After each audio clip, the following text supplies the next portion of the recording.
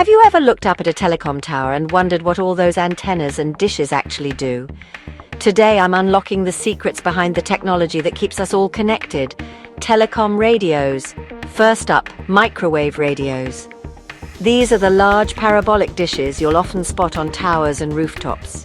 They transmit focused beams of data across vast distances, often linking cities or bridging remote locations where cables just can't reach. Think of them as the silent highways moving information at the speed of light. Next, point-to-point radios. Imagine two towers facing each other exchanging a direct, powerful signal, almost like a private conversation in a noisy room. These radios create high-capacity links, ideal for connecting two specific sites with minimal interference. Now we move to point-to-multipoint radios.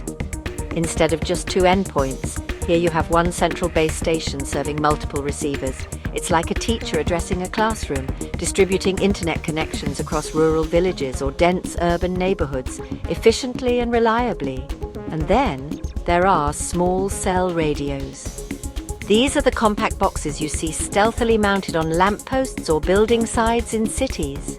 Small cells densify the network, boosting speed and coverage exactly where we need it most, on busy streets, in stadiums or inside shopping centers.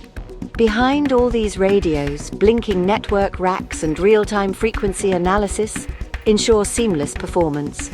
Engineers monitor every connection, keeping our digital world humming smoothly.